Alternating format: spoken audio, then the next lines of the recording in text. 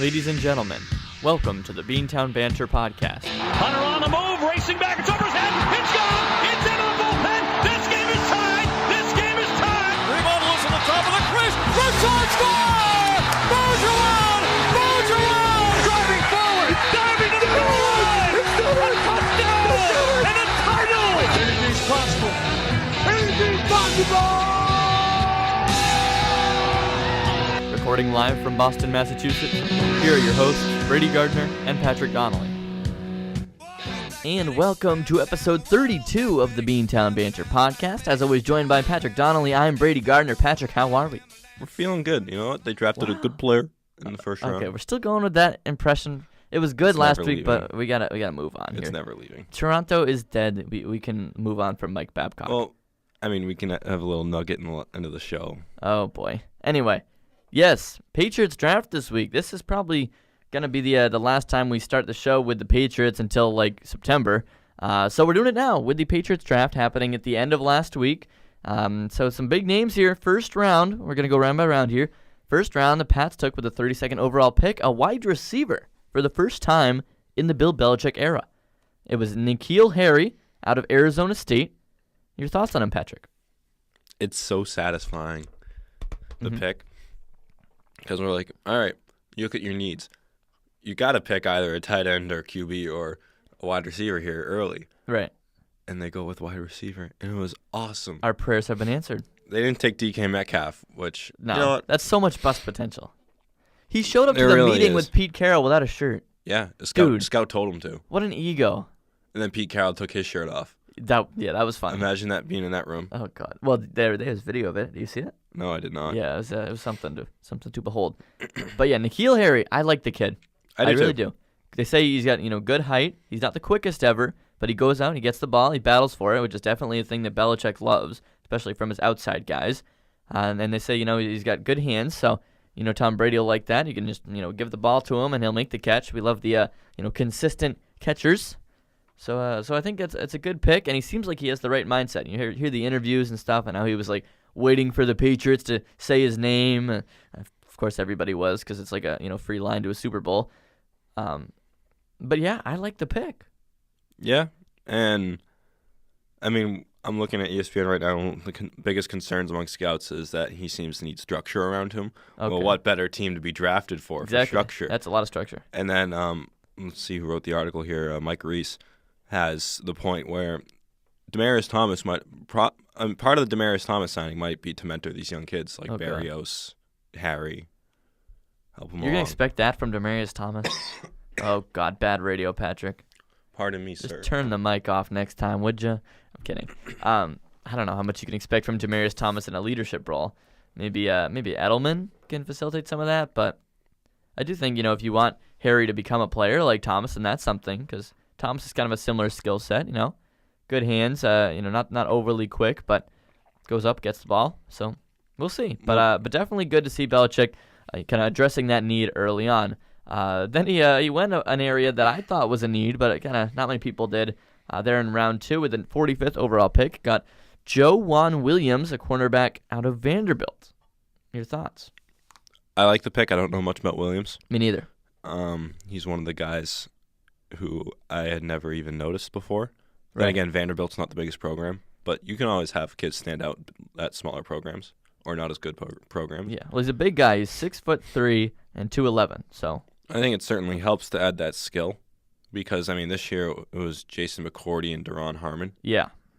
And you're like, all right, McCourty's getting old here. You don't know what his status is. I mean, we know what it is this year now that Devin's coming back Yeah. and they re-signed him. Right. But you don't know what it is moving forward with the Twins. And that's why I thought it was a need, because it's good to get this guy into the program and be able to learn under, the McCourty twins before the McCourty twins are out the door. Kind of like a quarterback with Tom Brady before he's gone, but we'll get to that later. So yeah, you look at the depth chart at cornerback, and you've got Gilmore, McCourty, Jones, Jackson, Duke Dawson, even Keon Crossan. There are a lot of guys, but having this guy Williams to be able to kind of develop underneath them and not be pushed in the spotlight immediately, I think that'll do good things. And apparently he has played some safety too, so encouraging stuff. Yeah, There. When I mentioned the cornerbacks, completely slipped my mind on Stephon Gilmore, but it's going to be good to get the skill in there because, I mean, even last year, like when your starting corners are Jason McCourty and Stephon Gilmore, like as good as Stephon Gilmore is, like you're like, all right, Jason McCourty, he's an adequate starting cornerback. And he always got help too. Yeah. There was always safety help. He's an adequate starting cornerback, but you look at the depth chart and you're like, there's not much there. I mean, you're going to go to Eric Rowe before he falls off the face of the earth? That's right. So I believe the Patriots traded their second rounder because they had 2 going in. We love Bill, trading for more picks. Quantity. That's classic. You can expect, death, taxes, and Bill trading picks. Anyway, here's the biggest one, though. This is the one that was most interesting to me. Round 3, 77th overall, Chase Winovich, linebacker out of Michigan. You called it. You predicted this. I'll give it to you. I love it. You looked at the draft board probably 5 minutes before we went on the air, and you said this name. Not even 5 minutes before, as we were on the air. And you just said this name, but you got it right. So credit to you. I had my inside source text me names too, and Chase. Who was this? One of my buddies. Okay. He was big Inside into college source. football. Oh, one of those. Sorry, guys. I don't pay attention to college football. No, me neither. So Chase Winovich, if you need a college or a NFL comparison, Clay Matthews in not aesthetic, just the hair. In play, like he just seems like that high motor, get after the quarterback kind of guy. He's not the biggest ever for an edge rusher, so he's not going to be the Trey Flowers type, obviously. But they say he's kind of compared to Rob Ninkovich, Mike Vrabel. I think he's a little bit different body type than they are. I think they're more like stocky guys, just bigger, he looks kind of more push guys mobile. around. He seems mobile, which is what the NFL is becoming. So I think it's encouraging, and I definitely like the prospect of this guy being out there, especially considering you lost some attacking the quarterback ability through some of these departures in the offseason. Yeah, and he's a Michigan boy. What about it, Tom? Tom. Yeah. So Tom posted a picture, right? Yeah, or was of it on them Twitter? shaking. It was somewhere on Twitter. The two of them meeting. Yeah. So there you go. Maybe Tom had his had Belichick's ear. He's like, hey, get this guy. One little nugget Yeah. on Nikhil Harry. So Teddy Bruschi on ESPN said he wonders if Josh Gordon was a catalyst for the decision to draft Harry. Oh God. As in a bigger target out there who's a great piece down the field, and we saw how great Gordon worked out for Brady. And he said maybe that changed the perception of what they need. You're talking about how great Gordon worked out for Brady? I don't know. I feel like they force-fed it to him a lot. It still went well. Yeah. I mean, he was, what do you have, like 3 touchdowns? Okay. Well, it took a couple fine. weeks to get going there. Definitely. Once they got going, whoa boy. Yeah, it was something. And I'd welcome Josh Gordon back for whatever he can give them. But I do think, getting Harris in here, somebody with a clean slate a little bit, someone who you can rely on, I think that's important. And more from Bruschi, he says he thinks Bill's always trying to go with the trends and where the league is going. Yeah. And to have a big wide receiver for possibly shots down the field or off-play action, if they decide they still want to be a power-running team, then this guy can do that for you. Yeah, and that's what they've been lacking. You had Chris Hogan going for those long down-the-field plays where really the only hope was to get pass interference called against him. Yeah. Now you get a guy that can go out and get that ball, especially without Gronk now, because Gronk was always the seam guy that could out-muscle those linebackers and safeties. Maybe that's Harry now going against his own defense. Exactly. Exciting. Not so exciting, and this was my least favorite pick of the draft. Round 3, number 87 overall, Damian Harris, running back out of Alabama. See, I like that. You like it? Yeah. Why? I don't have a problem with it, but I don't love it. Ew. Let's hear your issues on it. Okay, my issues. First of all, why do you need a running back? You just got Sonny Michel last year, first round. You proved that he can do it. He did it down the stretch for you. James White's up after next year. You think he's gone? Is he? This pick is the writing on the wall. Oh no! Because Harris isn't completely inept at catching the ball. He didn't do it much, but he had 20 caught passes for 202 yards or something like that. He's not totally inept, but he can do it. It felt like James White was different though. It felt like he wasn't going to be one of the revolving door guys like Stephen Ridley, Shane Vereen, like these guys that go in and out because running backs, really don't. He's matter. also 27 though. Really? Yeah. I don't know. So after next, is he a captain? Right? No. He's not? No, he didn't wear a C. Whatever. Do they wear C's? They wear the C, and then depending on what they are, there's different stars filled in and colored in. I didn't know that. I don't know. I think that means captain. It must mean captain. Weird to think James White could be gone because it feels like he's been such a crutch for Brady at times, especially early in seasons. So maybe that's why Harris is here. I don't know much of his ability as a pass catcher though. He's not. He didn't do it much, but he's not totally. Yeah, he's competent. Yeah. Nice. And at the end of his contract, White's gonna be 29. which is kind of like that zone where you're retiring as a running back. That's right. Interesting. All right, so that's your reasoning to have him, huh? Yeah. Okay. And it loads it up because we talked about how we have this such a great core when it was Michelle, Lewis, and Burkhead, and then we come out next year it's Michelle, Burkhead, and White. Oh, not Michelle, Lewis, and Burkhead. It's White, Lewis, and Burkhead. Pardon me. You're doing great. And now we can just boast so much talent. If they're going to this team like you said they would be, power running, run first, then what better than just bolster the running back core? I guess that's right. I also wonder a little bit with Harris. How he's gonna be when he's away from the Alabama Crimson, like the best team in college football consistently. Because you look at the Crimson, they had a couple they had 2 offensive linemen drafted during the draft here in 2019, and so that's a pretty good line that he's running behind, where he's not even being touched until he's through the line. So you wonder, going from a big program like that to maybe coming back down to earth a little bit. How is he gonna do when he has contact? I mean, but what better coach to go from than Saban to Belichick? What a transition. And Scarnecchia there, yeah, I guess. You gotta give it to him though. He does have good traits in terms of he's 5'10", 216.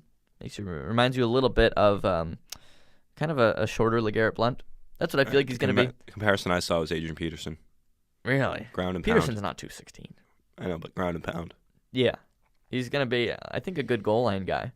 He's a one-cut kind remember of guy Mike too. Tolbert? Oh, yeah. The dancing bear. He was a fantasy football legend. With Carolina, then he fell off the face of the earth in Buffalo. That's right. But he was like red zone, just handed to him, and he pounced his way through. I feel like this is what this guy could become. In terms of pass catching, we'll see. But Harris was a team captain and considered a strong locker room presence per ESPN, so maybe he'll give you some of that too later in his career. Anyway, maybe you've convinced me that it's not a terrible pick. I just felt like running back. You really need a running back. 3rd round too. Like, really? I think it's looking ahead. Anyway. Who knows? Maybe Bill makes him into a pass catcher. We'll see. Later in the 3rd round, the Pats did take offensive tackle out of West Virginia, Yodny Kajust. Probably pronouncing that wrong. But there's your offensive tackle, your 2nd in 2 years. You had Isaiah Wynn last year. Obviously didn't go too well. Had the season-ending injury in preseason. But could Kajust be a fill-in guy for the absence now left by Trent Brown? Probably. Really? I don't know much about him. 6'5", he's a big boy, just like Trent was. But then they also have Marcus Cannon, who's also big. Cedric Lang, he's a new guy. Yeah, I think Cannon will probably be the most likely left tackle replacement, especially immediately, because Wynn will be coming after not playing any NFL or any football at all in a year. And then Kajust is going to be coming straight out in his rookie season. Find it hard to believe you'd put a rookie 3rd rounder left tackle, protect your 42-year-old quarterback. So we'll see. But yeah, I would think that this could be a guy that could develop into that role where, he's going to be your long-term left tackle. Obviously, like you said, the height is very good for that position. But it might take some time. I'm not sure he'll be an immediate fill-in. Anyway, they took a center afterwards. The pride of, I believe, Denmark, from Arkansas. Oh, God, I'm going to butcher this. Hjalte Froholt. Oh, God. I should know that. 4th round, 118 overall. Froholt. You think? Yeah, Froholt. Apologies to everyone in Denmark. His first name is pronounced Yelda. Wow. What? Yalte? That's what it looks like. Yelta. That makes sense when you look at that. Wow. It's kind of like Bjork. Lessons in international pronunciations with the Beantown Banter podcast. Anyway, that's good depth there at center. Not sure David Andrews is going to need a replacement anytime soon, but it says guard on ESPN. It says center/guard. So, all right. Yeah, maybe you could rotate him a little Versatile. That's right. They love versatility. Speaking of versatility, Nikhil Harry, multi-sport stud. Well, that's you remember check one of the boxes from Belichick there. The video a couple years ago of that high school basketball player dunking and just smashing the glass. That's Nikhil Harry. I mean, Belichick loves his guys with multiple abilities. Chris Hogan, lacrosse guy. Julian Edelman, college quarterback. Yeah. All these wide receivers have done other things. Exactly. That means Nikhil Harry has the ups too. He can dunk. Yeah. Oh yeah, he was the. That's right. He was the highlight reel guy that you saw on Instagram back in the day. Broke the glass. So here's another interesting one here. Round 4, 113 overall. Patriots got a quarterback, Jarrett Stidham, out of Auburn. I don't know much about him. I don't know much about him at all. No, feels like Danny Etling 2.0. See, I saw that Yeah. he was going to be, people are higher on him than Etling. Really? Feels like straight to the practice squad for me. Probably. So it shows you kind of the direction the Patriots are going here, where they didn't do what I wanted them to do and, take a quarterback, let him develop under Brady, because I'm not really a believer that you need to find the perfect guy to bring in. I think you can mold someone over years, better than you can find a guy to jump right in. So I would have liked to see them take one of the quarterbacks, my Ryan Finley pick. Bless his soul. He went to the Bengals. Good luck there. But yeah, Jarrett Stidham, we'll see if he can become something. But, 133 overall isn't too convincing. We shall see, though. We'll see. Never know. Maybe Bill sees something. What was Brady, 99 overall? 199th. Oh, my God. 6th round. That's 99th, right. You're still in the 3rd Yeah, round. sorry. And this is the 9th quarterback they've taken since Brady's been here. Is that true? Oh, my God. And who has become something? Are you dying over there? All right, that's 2 cuffs. Sorry. Pardon me. You just had the Dave O'Brien whistle. That's right. It's a dry cough. Oh. Anyway, moving into the 5th round here, 159 overall, Byron Cowart. Man, I need to learn how to pronounce names before I start talking about him. But that's a defensive tackle. Could give you a little bit of something there. Is Malcolm Brown gone? Yes. Yeah, he was kind of useless anyway. But it's kind of disappointing when a 1st-round pick goes. Definitely. But then another kind of something that, I caught your eye a little bit. Round 5, 163 overall, Jake Bailey, a punter out of Stanford, and a right-footed punter at that. What? Interesting. Yeah, that's so unlike Belichick. Because he's like left-footed punters, spins the ball weird, just, like pop it in the corner, make him uncomfortable, and that's what he's been doing his entire time here. It was Janet, or who was it? There was a guy. I almost said Janikowski. He was never here. He retired yesterday. Yeah, that's too bad. Oh my gosh, Zoltan Mesko, No idea. legend, left-footed, lasered it. Now we have Ryan Allen, who feels like he's been around for a while, but now you get this Jake Bailey, right-footed. Do they mold him into a kicker? Oh, he's from Stanford, smart guy. Gostkowski's 35. That's interesting. Maybe he's like a two abilities kind of guy. Although Allen is only signed for 1 more year, so who knows? Interesting. Something I just don't like spicy him there. not being a lefty. That's so weird. It is weird. What if they go like, one of each, like one possession, Allen kicks it, next possession, this guy kicks it. Maybe Belichick's playing chess, everyone's playing checkers. That's conniving. It is. That'd be something. Speaking of punters, though, yeah. San Fran took one in the 4th Oh my round, God. and he's like 27. Yeah, he was the best in college football, reportedly. So As a 27-year-old. right. Punter age does not really matter. Right? They're It's punters. weird They'll be fine. just It's to think strange. about that. Yes. 4th round too. Like you had nothing better to improve there. Regardless, Pats finished off the draft with round 7, 252 overall. Ken Webster, another cornerback out of Mississippi. They say he's kind of similar to Keon Crossan, who was another 7th round pick last year. So maybe that encourages you, like, hey, maybe he could have a little bit of a role in like special teams, like Crossan did. But I wouldn't expect to see this guy on the field all too much. Precisely. Yeah. So that basically wraps it up. I think we covered our favorites there. Gotta love Winovich, and then Harry is obviously encouraging as well. So can we get your out of 10, your draft rating for the Patriots? I'll give it a 7. I was going 8. Okay. I think you got what you needed. Yeah. Yep. I would have liked a better quarterback. True. That's the one thing. Yeah. But that's Or not maybe an even a immediate tight need. end. Yeah, and maybe they're also going for that strategy of like, hey, we'll let this go with Brady as long as we can, and then we'll adjust for the future when we have to. It could be an over 2 years type of deal too, where like you Yeah. can look at for a tight end next year, another quarterback next year, or another year from now. Well, what are we expecting from Brady? 2 more years? 3 more? Well, if he's saying 45, then the 3. number's 45. So 3 more years. I don't think he's wavered on 45. So yes, 3 years. So you could still develop a quarterback over 2 years. Yeah. Is there a good class next year? I don't know. I could not tell you. Yeah. We couldn't even tell you about this draft. It was very interesting though when Drew Lock was on the board when they were at 31 Right. or 32. You're like, oh, Drew Lock, interesting quarterback, and said if he'd rather go to 32 to a winning team than 1 to a bad team. Yeah. You're like, oh man, this kid is made for the Patriots. But they take Harry, and I was totally fine with it. I was like, give me a wide receiver or a quarterback or a tight end. I could. Yeah. Something skill. Well, it feels like this team has more holes to fill, especially early in the draft, than to be getting a quarterback for the future. So I think it's fine the way they handled it. Just maybe would have liked a quarterback a little bit sooner than Stidham in whatever round that was. But yeah, there's your Patriots draft recap. Probably the last time we'll be leading off with the Patriots on the show here for a while. So hope you enjoyed that to all your Patriots fans out there. But moving along into the Boston Bruins, who have opened up their second-round series against the Columbus Blue Jackets. We had our special edition episode to break down Game 7 of that Toronto series that we were at. And that was a good episode. If you didn't get a chance to listen to it, highly recommend checking it out. But moving forward here, Columbus. Through 2 games, Bruins have split them, both in overtime.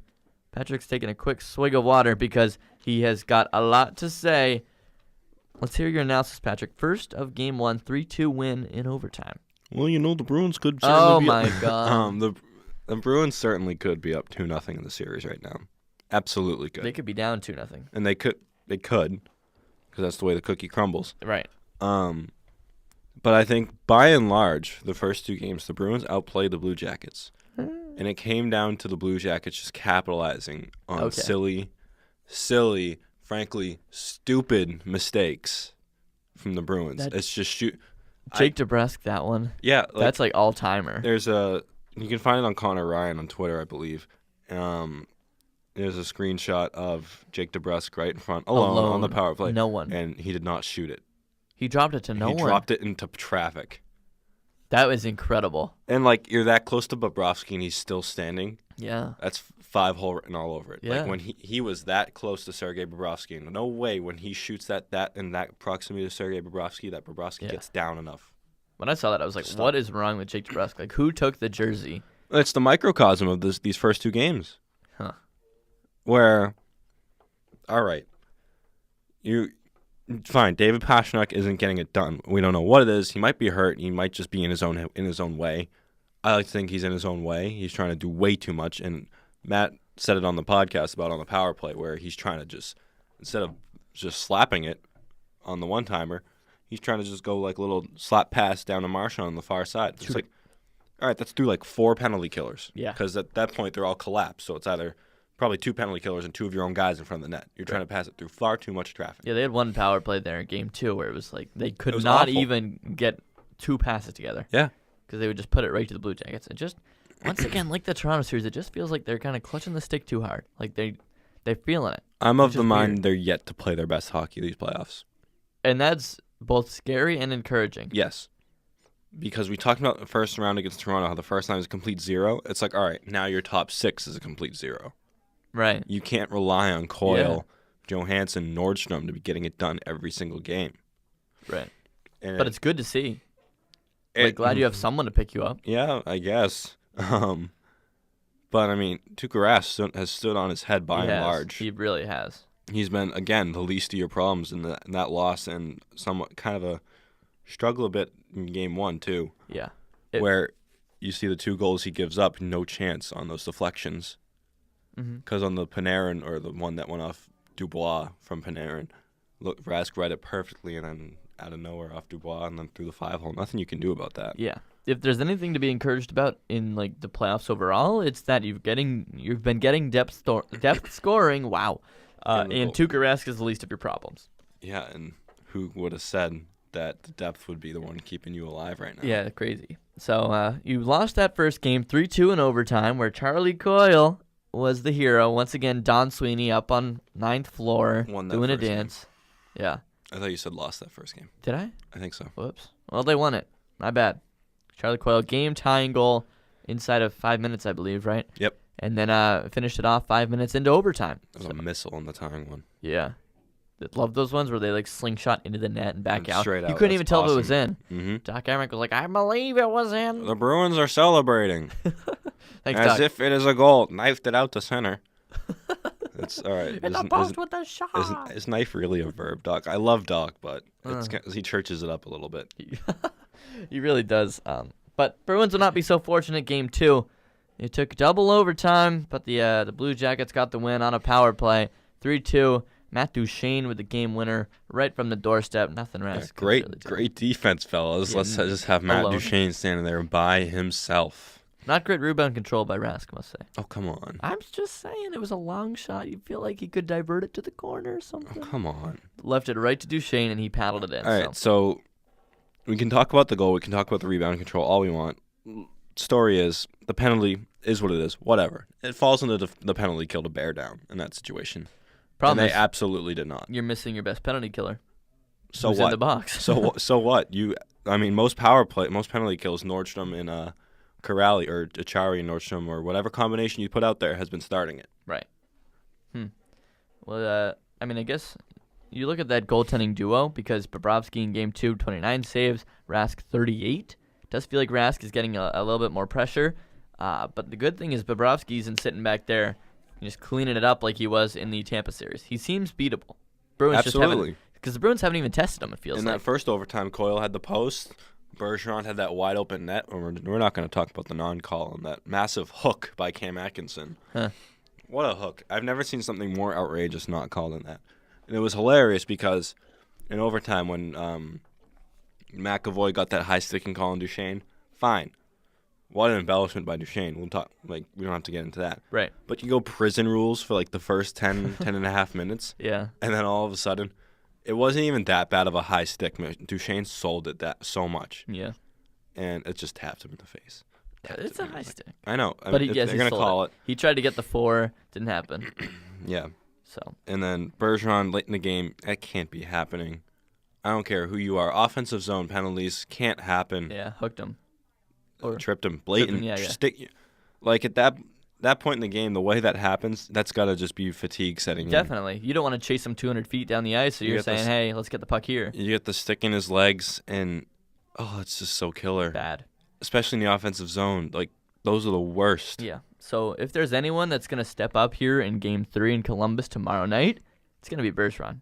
Because you saw it. It has to be. It was crazy. You had the shot from NBC. He was the first one into the locker room after the overtime goal. And he was across the ice in the penalty box. He had enough. And he completely owned it. Yeah, he missed 2 open, point-blank opportunities. Oh, he was getting hooked. He was getting hooked, whatever. He would like to make those chances for sure. He's sitting alone, whatever. And then he, concedes the penalty, and they end up scoring on that power play. So he has a right to be upset with that. And he has been a no-show. Yeah. In his playoffs. And as much as we like to joke, Patrice Bergeron's untouchable. Well, I think we're getting to the point where we can kind of give him. We can kind of get on him a little bit. Okay. We just talk about how, oh my God, this top 6, it's so amazing. Where have they been? Right. Especially the 3 that stand out to me are DeBrusk, Bergeron, and Pastrnak. Where are you? I don't know if DeBrusk is fighting concussion symptoms or not. Who knows? But seriously, and especially Pastrnak, it's not even the eye test. He's failing the eye test by a mile, and then just not showing up on the points. Game 4 against Toronto, he scores 2 in 1 period. He's like, I'm back, or I'm awake now. Yeah. Clearly not. You just woke up for your nap and went to the fridge and then went back to sleep. Right. He's it's not even that he's been invisible. It's that he's been there. Glaring mistakes. You notice it. You're like, oh boy, Pasa's got the pass. He just flubs the puck. Yeah, he's got the puck. Who's he gonna pass it to in a white shirt now? And he did. Every single time, gives it away. Exactly. What's up, buddy? So I think maybe what do they call it? Water finds its level or something where they'll start playing to their ability eventually. But you're running out of time a little bit here, folks, because this could get ugly. You go to Columbus, which obviously is proven by the Lightning, not an easy place to play. Who was it? Dubinsky that said well, it'll be louder than here. Well, yeah, because you got a freaking cannon. They do have a cannon. So you could very well be coming back to Boston down 3-1. You got to silence the cannon. You have to. Start hot? Absolutely. Yeah. So, Game 3 tomorrow at 7 o'clock. Game 4 Thursday, 7:30. Game 5 Saturday, 7:15. So, all that night range, all on NBC, right? Isn't season done? It might be. So, yeah. I feel like Jack's has gone into hibernation with the tweets. That's so sad. Yep. It only says NBCSN on ESPN. I don't like how they do that, by the way. I know it steals viewers if they were to have the regional coverage still going, but these guys put in so much time for the team, and then playoff run they have to disappear. I know they still do pregame, postgame. I noticed it in painful. 2013, and there has been no regional coverage in the second round since 2013. Good news is, though, maybe it can be worked out when we have another lockout either next summer or 3 summers from now. Nice. So It's going to happen 2020 or 2022. same with baseball too. I feel like Nesson didn't get any coverage of the Red Sox in that. Hey, you're getting better. Remember to turn off the mic. Good job. Yeah, Nesson didn't have any coverage of the Red Sox in that postseason round, I don't think. Right? Because it was straight into the Yankees series, and that was like TBS. It's always like that in baseball, though. I know. It's always been like that. That's crazy. Anyway, that's like one of those things that kind of sticks in the back of your mind, and you're like, well, that's too bad that happens. So there you go. That's what I'm thinking about. But yeah, Bruins need to get at least one of these against Columbus this week. Would love to see them maybe even split the series or split the 2 in Columbus. See, I think You think they can take 2? they can easily take 2. Easily. I think they can. Easily. I think they're a better team than the Blue Jackets. Calm yourself. And as much as I was like, oh, watch out for the Blue Jackets, they got some good players. Oh my God, he's gonna cling on to that forever. Oh, it's awesome. It's just because I don't like Mike Babcock. Yeah, no. Mike Babcock. Who does? Apparently, Team Canada. But I don't know. I honestly believe that the Bruins are a better team than the Blue Jackets. They've proved that so many times this season. Yep. The roster shows it. They've shown it through the first 2 games. It's just the Blue Jackets have absolutely capitalized on the Bruins' self-inflicted wounds. That's right. These egregious giveaways. Alrighty. So that'll be interesting to see. Can the Bruins kind of find that form that maybe they've been lacking here through the playoffs overall? They snuck by Toronto, but it's going to need to do it again against the Blue Jackets. You have one more note. Interesting quote from John Moore this morning. Oh. So a little bit of playoff perspective from John Moore, who has 42 career playoff games with 3 teams. Wow. Quote, X's and O's play a dividend in games 1 and 2, but then it's how well you recover. Guys like Z, that's all he does. If he's not playing, he's recovering. It goes down the line there. Bulletin board material from John Moore. It's about will. I like it, though. It's like, Hart, true. This is what you have tonight. Tonight, we skate. We shut them down because we can. You have to recover like a good player. Okay. Moving along. I just thought that was interesting. Yeah, definitely is. Speaks to the Bruins' experience. It really does. They got a lot of experience. That's Yeah. one thing they have against the I Blue believe Jackets. I believe Moore was on that 2014 Rangers team that went to the finals and lost. I could be wrong. Alrighty. Well, while you fact check that, I will go into our next team, the Boston Celtics, who had themselves quite a start to their second round series with the Milwaukee Bucks, getting a 112-90 win yesterday afternoon. And I'm not sure it could have gone much better for the season. He was. Oh, It was a young 23-year-old John Moore. Wow. And it was his, Fetus John Moore. I believe it was his rookie or second season in the NHL. Wow. He was a young fledgling. Yes. All All right. So, yeah, your Celtics, big win, 112-90, as I said. What'd you think of it? Oh, I loved it. Everyone did. Domination from the very start. Yeah. And the Bucks only got in at the end of the quarters, only for the Celtics to rip it away right away. That's exactly right. And maybe an even more encouraging thing, Celtics are getting production from everybody. Feels like Kyrie Irving, 26 points. Al Horford, 20. Jaylen Brown, 19. Gordon Hayward, 13. Terry Rozier, 11. You got 5 guys there in double digits. Remember when everyone just wanted to trade away Jaylen Brown? Remember? Me. I mean, He's been whoever you would have brought in would probably be able to do some of that too. But but he's been so good these first 5 games. Easy. And punctuation mark with exclamation point with a dunk on Giannis last night. That's right. He certainly has made his trade value pretty good, hasn't he? And oh man, we get clapping in the room next door. There's always exciting things going on over there. Absolutely. And Hayward, I think he's over that last mental hurdle. Really? Yeah, and they had He's reached his full form. Yeah, and they said He's on ESPN where he was like talking to one of the broadcasters. People mistake him for his recovery being done. No, he's still working on it every day on the ankle, getting it back up to tip-top shape. Tip-top shape. Well, it looked pretty good yesterday.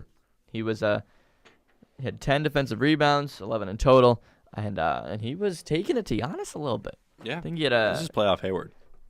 Horford. Playoff Hayward. I wasn't talking about him, but okay. I mean, you didn't switch to Al though. I was talking about. Oh, you were talking about Hayward. Yeah. God dang it. You said Hayward, and then I said Hayward. Whoops. And then you just went into the pronoun he without changing to Al. I was talking about Al. I thought you were talking about Horford the whole time. No, why would Al be I realize that now. doing recovery It's early on on his a ankle still Monday. and over that last mental hurdle? Never mind. You're right, though. Yeah, Hayward was huge. And he's going to need to be huge. He played 30 minutes. So, you can tell that they have that trust in him, and it's good to see. 4 rebounds, 5 assists. Good production off the bench. Plus-minus of plus 11, by the way. For Hayward? Yeah. It's pretty good. Actually, among the team, that's not that great because you have Kyrie with plus 20, Brown with plus 16, Off the Tatum bench, plus though. 16, Morris plus 18. Hello. Only 9 points for him, but that's good. Ugh. Anyway, as I was saying with Al Horford, taking it to Giannis with 3 blocks. I believe 2 of them were on Antetokounmpo. But yeah, also getting it done on the boards too. So Al is coming in when you need him, which is huge. And Playoff Al. yeah, and I do like to see too, like they're not trying to avoid Giannis. It's like they're taking it to him. Like you see Brown going in with that dunk. You see Horford coming up with those blocks. Like they're not afraid of potentially the league MVP, which is great. And that's what you need. And So. not only were they not afraid of going one-on-one with Giannis on both ends of the floor, we talked about like the depth that the Bucks have. I don't think I heard Eric Bledsoe's name once. Yeah, that whole revenge tour of Eric Bledsoe, not up to a hot start. 6 points. Minus Wow. 12. Yikes. On how many minutes? 25. Well, you just look at it really for the Bucks. You had Giannis with somewhat quiet 22, and then you had Middleton with 16, and your next Mirotic with 13, and those are your only double-digit scorers. Yeah. Really drops off from there too. You have a 9, you have 2 9s, and then you have a 6 pair of 3s. Like, ugh, not pretty.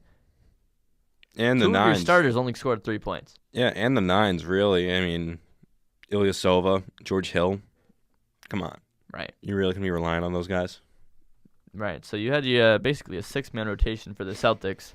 Well, maybe 7 if you include Terry Rozier there with his 20 minutes. But gotta say, Celtics looking like the more talented team. And people said that on paper, but they said, well, it all come together the way that the Bucks were able to make things happen in the regular season. And through Game 1, you have to think that the Celtics are looking pretty good. And Paul Pierce thinks so, too. He said the series is over. Yeah. Did you see that? Yeah, I did. Oh, I boy, mean, Paul.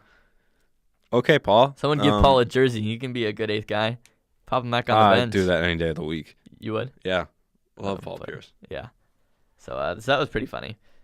But yeah, it doesn't get much better for the Celtics, and you hope that they can sustain that. They're going to get a little bit of a test, I think, a little bit of pushback from the Bucks. Second night in their arena. Don't want to go back down 2-0 to a Boston. We'll see, but got to be happy with the way the Celtics played in Game 1. And only 4 Celtics players in minus categories. But when you look at them, Yabusele, -2 in 3 minutes. Right. Shemi Ojeleye, These are all probably like garbage time minutes. -1. And Shemi was in there in the second quarter a little bit, Okay. matching up because they talked about how he was effective against Giannis last year. So It's like Jay Crowder covering LeBron. yeah, so he's -1 in 8 minutes. Not awful, considering it's Ojeleye against Giannis. Yeah. If he was even matched up, couldn't really tell who he was matched up again because of the rotation. Then you got Time Lord -2 on 1 minute, and Brad Wanamaker -2 on 3 minutes. So really, the minuses didn't cost you at all. Not at all. Not at all. So it was a total team performance. Yep. And even like you can talk about the minuses. Oh, it was like 3 minutes, whatever. They probably still weren't that bad. It was just probably throwing them out there, give some guys some rest. Yeah. Well, pretty good stuff from the Celtics, and you hope they'll keep it going on Tuesday when they play at 8 p.m. there. So kind of crossing over with the Celtics.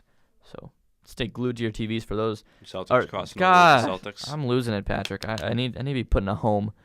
They'll be crossing over with the Bruins, so I'm gonna be clicking back and forth. But Celtics then have a 2-day rest before playing on Friday, so that will be off the Bruins schedule. So that's nice.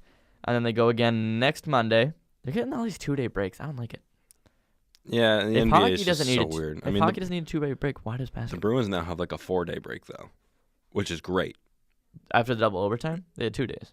No, the double overtime was Saturday 26th. Right. Next game is April 30th. 4 days. Which is great because Wait, what? they've gone every other day for the last 2 weeks. 2.5, 3 weeks. Are you sure about that? I'm looking at the schedule right now. And they said it after the game, how the 4-day break will be huge. Double overtime was the 27th. Then they got 2 days, and then they'll play tomorrow night. All right, pardon me, 3 days. Well, not really. I mean, if you count the day of Tuesday. But regardless, yes, it's good to get a longer break. There's Yes, thank you. Yeah, we got that. It's semantics at that point, but they've gone every other day, and now they got some amount of rest. Right. And for the Blue Jackets, more sitting around. That's true. They played 2 games in, a week and a half? Somehow we reverted back to the Bruins here, but yes, that's true. Okay. Moving along. Boston Red Sox, our fourth and final team of this episode. And once again, a little bit shaky for the Sox.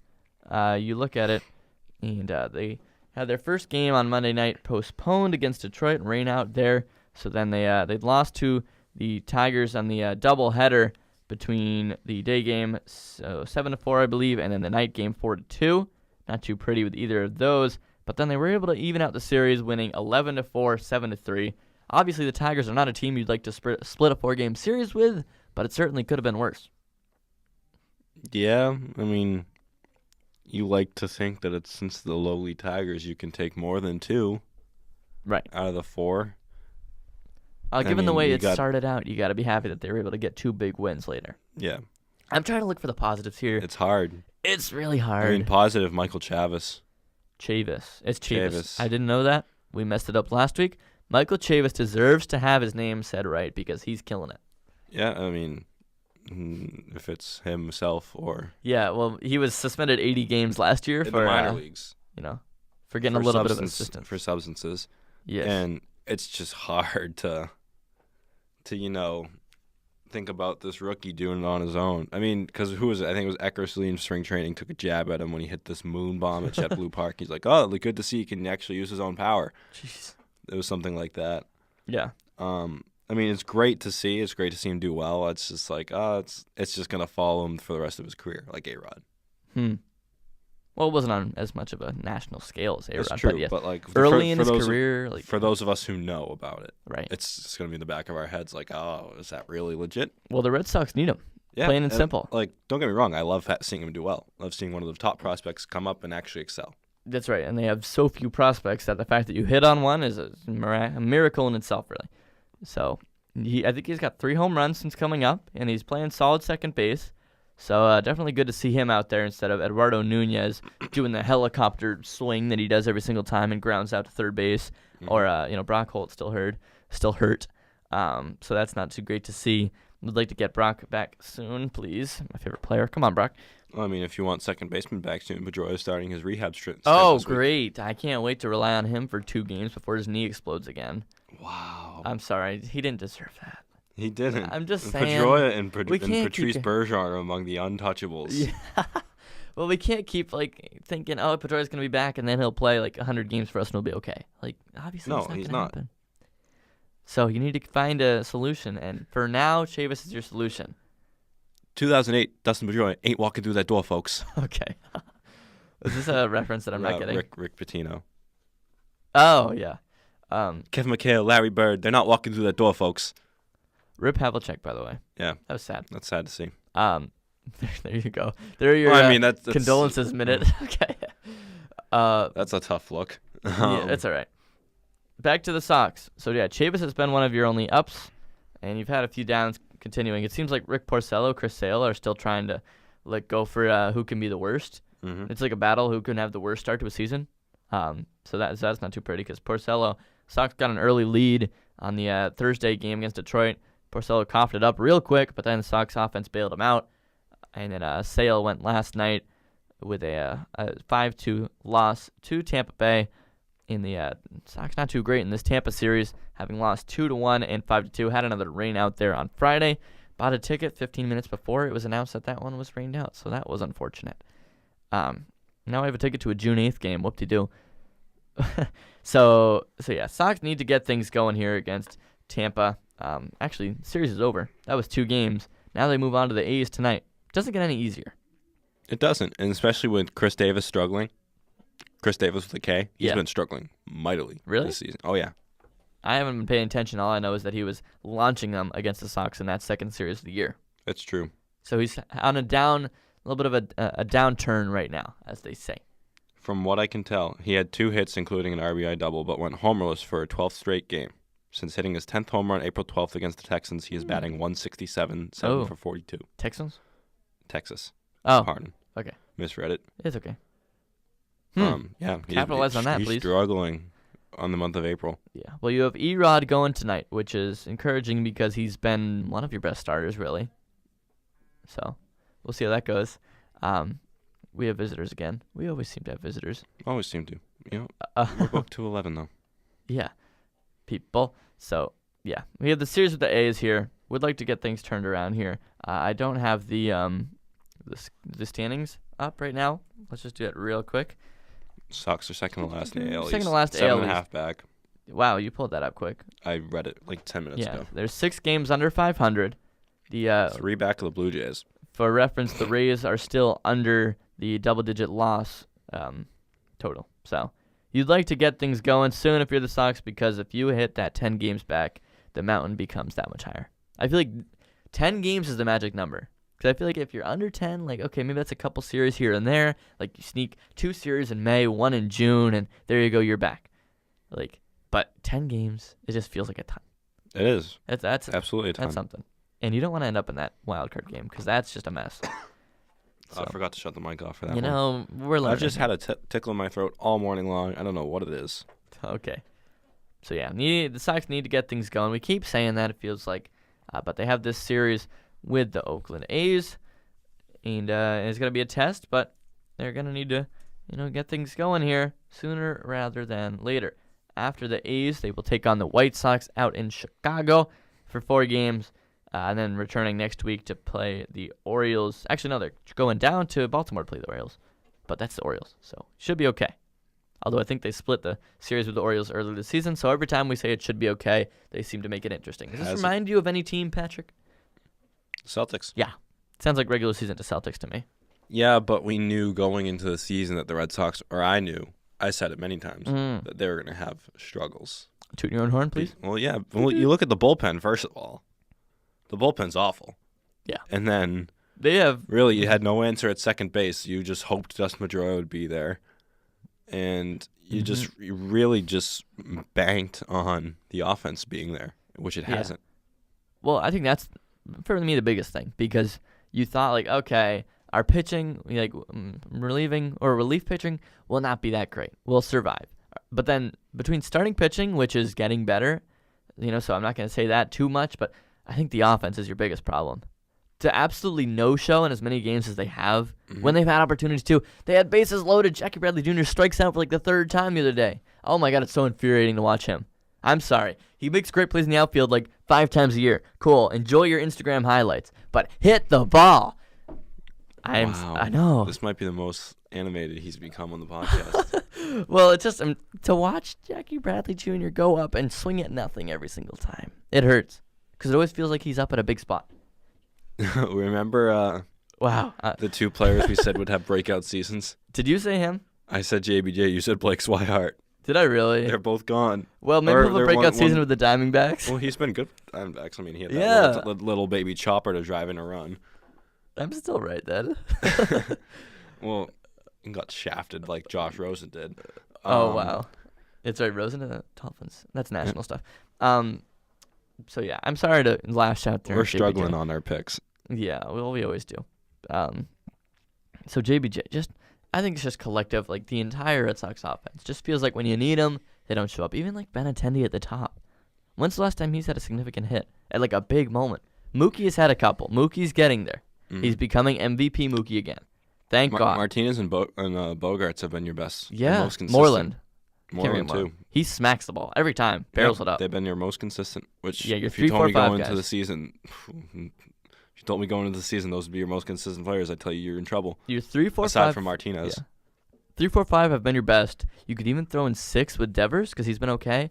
But then between 7, 8, 9, and even 1 and 2 at times, that's where you're struggling. And if 5/9 of your batting order is not very good, you got problems. So there's my take. Like, batting order's what's got to improve here. So there you go. Anyway, moving along, national news, Patrick. You just touched on Josh Rosen being traded to the Miami Dolphins. Does that change the landscape of the AFC East at all? Probably not. No. Um, And Flores won't know what to do with them. I mean, if he can be what people think he can be, maybe. That's just not the place to develop. It might be like a Jared Goff, where his first year he just sucks again, and then he finds it. But he has nothing around him. At least Jared Goff had like good receivers. Yeah. What does Rosen have? He has no more than he had in Arizona. At least in Arizona, he had future Hall of Famer Larry Fitzgerald, former offensive MVP David Johnson. What does he have in Miami? He had the shell of David Johnson, who still didn't look right this year. That's true. You had a shell of Larry Fitzgerald, Who's on the last hole of his career. Yeah, I mean, for wide receivers, he goes Jakeem Grant, who has stood out a couple times, Devontae Parker, Yeah. Kenny Stills. We are bumping music in that room. They are. Wow. And then up front, you got Kenyon Drake. That's a solid running back option. Yeah. It's kind of a Walmart option, but you know what? It's decent enough where he might be able to find success. And even if it doesn't work out, he still can sit behind Ryan Fitzpatrick, who if he plays like he did for the Bucs last year, aside from down the stretch. Is he in Miami now? Yep. Oh, my God. He goes everywhere. So we'll see about that. It is interesting, though, that the AFC East is now comprised of, I believe, 2017 draftees and a 1999 draftee. I think that's pretty funny because you've got Darnold, Allen, and Rosen. So we'll see how that goes. I mean, I'm not too worried, though. I don't think that changes my opinion about Miami at all. It doesn't change my opinion of Miami. But Josh Allen's going to be better. He proved he was good enough last year. Sam Darnold's going to be better. Sam Darnold's going to be better. He proved he was adequate last year. Yep. And the Jets got better in free agency. So maybe they're sneaking up a little bit. But it won't be a cakewalk, but it's still the Patriots division. Definitely. It's going to be until Brady and Belichick are gone. Yep. So, all right. Any other national topics you have? Well, just on the Rosen note, he got screwed in Arizona. He got screwed so badly. He never had a chance. When he finally gets the chance to start, it's behind that horrific offensive line. True. For that horrific team with that horrific coach. Yeah. And he just never given a chance to succeed. Then they bring in Cliff Kingsbury, who just has a love affair for Kyler Murray. He just never given a chance to succeed. It's true. And maybe Miami will benefit Rosen. The Cali kid. Miami's kind of that SoCal lifestyle. Right. Maybe he'll feel more comfortable there. Just personally. That's just a little tidbit. Yeah, you do mention Kyler Murray there. He was the first overall pick going to the Cardinals. I can't say I love it. I feel like he's got major bust potential. Yeah, absolutely. And he was definitely a first-round quarterback, definitely not a top 10. No. That's what I thought. That's what a lot of people said. Then just all of a sudden the Kyler Murray hype train because of Cliff Kingsbury just happened. And the Giants taking Daniel Jones at 6. Oh, God. Yeah. I mean, some of those early quarterbacks make you question it a little bit. I just worry with Murray because he's a quarterback almost built like a running back. Like, he's a little guy. He scrambles, like, okay, maybe that's a Russ Wilson, maybe that's a Patrick Mahomes, like, maybe that's the quarterback of the future here, where it's these shorter guys that can move around and then launch it, and that's kind of what he is. Baker's kind of small, too. I guess, but you worry about, like, man, Rosen's not a small dude, and he got eaten up behind that Cardinals line. Offensive line. So what's gonna happen to Murray? Like run it, kid. I don't know. Josh Allen's a big kid. I also gotta wonder if Murray should have stuck with baseball. I think he should have done both. That would have been awesome. Oh my God, was he Bo Jackson? That would have been awesome. It would be interesting, but I don't know. I don't think it could happen. Not in this day and age where you required so much commitment and you make so much money. I just feel like there's a lot of money there in baseball, and if he is so good at it apparently down there in Oklahoma, maybe he could have become something. And he would have had a longer career and would have been able to remember his kids' names by the time he was more than 40 years old. Sure. You want to know a little tidbit on multi-sport? He'd also be away from home for 9 months of the year, but whatever. A little stat on multi-sport athletes. Youngest player to homer in Blue Jays history was Danny Ainge at age 20 and 77 days. Guerrero Jr. has about a month to break that record. He's age 20 and 42 days. Oh, my gosh.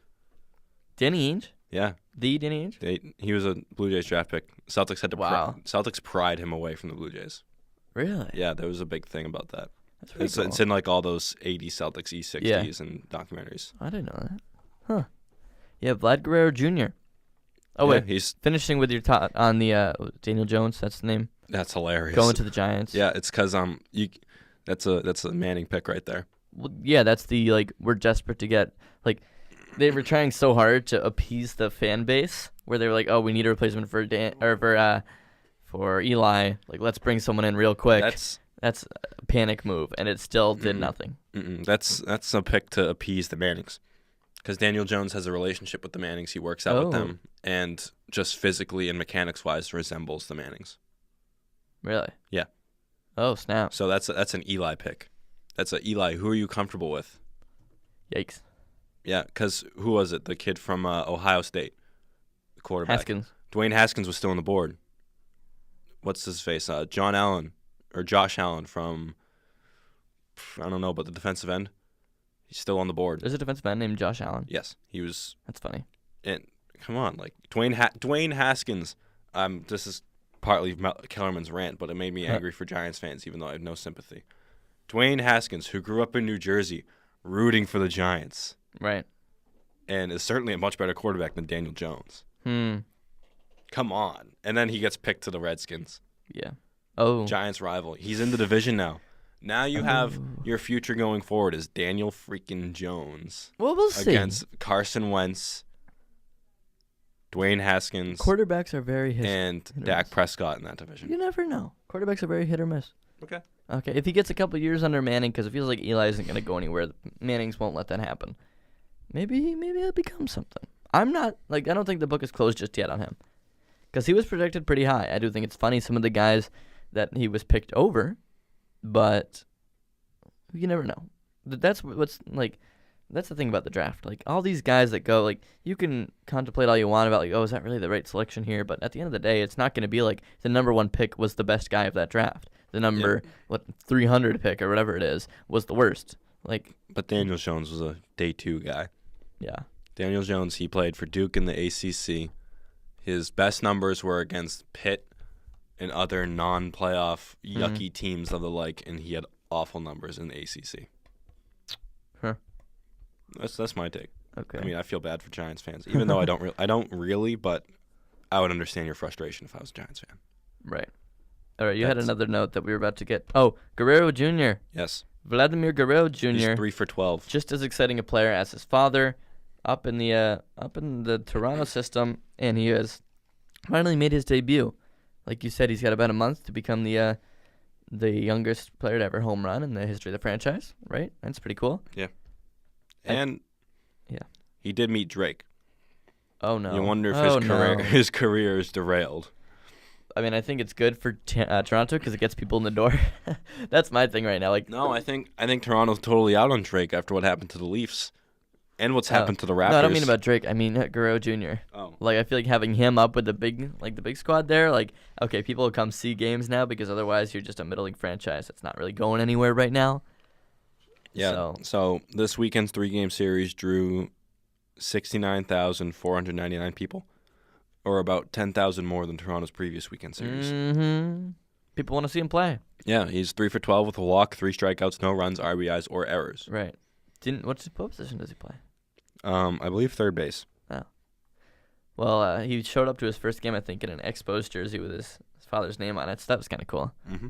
Exciting player. A little bit like what was his name? The plays for the Angels, Shohei Ohtani, where it was like he was a big hyped guy. No, hear me out here. I see that face. He was like real hyped, and the Angels weren't in a great spot when he came in, and so he brought people in the door because he was like, oh, this is like the Asian Babe Ruth, they were saying. Like, okay, great. And maybe the kind of the love of it or the romance of it has like disappeared a little bit just because it's become kind of an everyday thing. But for a while there, it got them some headlines, and that's exactly what's happening with the Blue Jays right now. They're 3-0 in the Vlad Jr. era. They may never lose again. They may not, especially if he starts homering. Look out. Okay. Final note. Yes. Mike Babcock Oh, God. and Kyle Dubas. What a way to end it here. So, I mean, Leafs GM Kyle Dubas, he's kind of this wunderkind. He's a little young, up and coming. I mean, probably needs a sippy cup at press conferences. I think he's done a great job as GM of the Leafs so far. I'm high on him, even though it's the Leafs. I'm a big Kyle Dubas guy. I just think he's done well. So we see the end of season pressers where Kyle Dubas kind of falls on the sword and takes share of blame for everything, whether it was not addressing the right side of the defense, the depth or whatever. And sure, that's what you want. He's accountable. He took a share of blame and everything. And then we get to Mike Babcock's end of season presser. Mr. Accountability.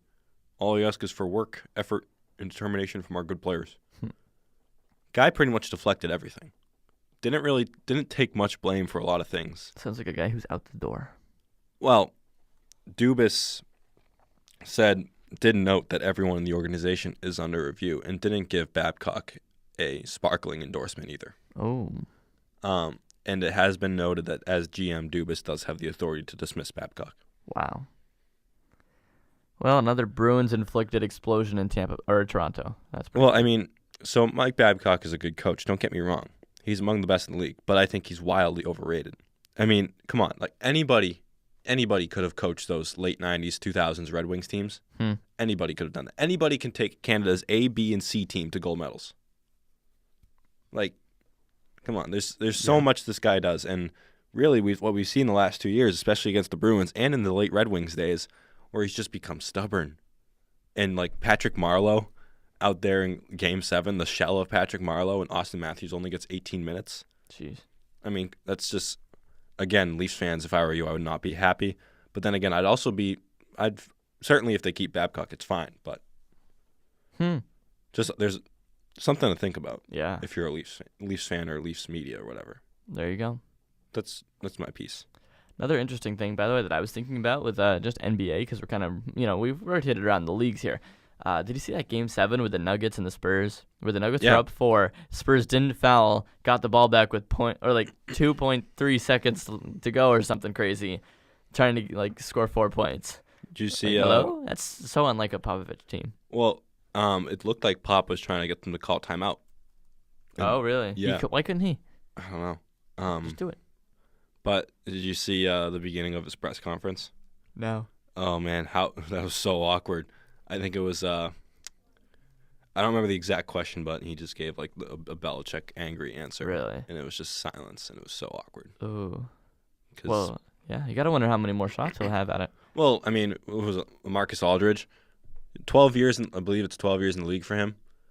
Maybe not 12 years, but he's been around for a while and knows enough to foul there. Foul. Come on. That was come on, folks. This is like NBA. That's one of the things you see in the first rounds of March Madness from a 15 seed.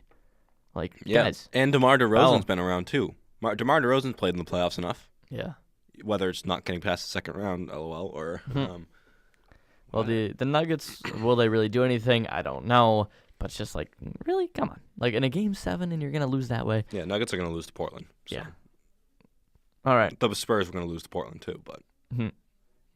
So we'll see about Game that. time. But that's kind of your roundup all around the leagues of interesting notes that we had on our minds. Any final thoughts as we close it out, Patrick? No. Not really? I think we hit on everything. Finally got my thoughts on Mike Babcock off my chest. Yes. Just. Are we done with him? Are we done with the impression for them? Oh, no. The impressions are gonna stay because they're, you know what? It took a lot of hard work and effort to make myself a good player to make these impressions. They're good impressions. Good. Boy. They're good players. Good impressions for good players. Okay. Wow. On that note, before we lose any more brain cells, we will thank you guys so much for watching, and we look forward to seeing you next week.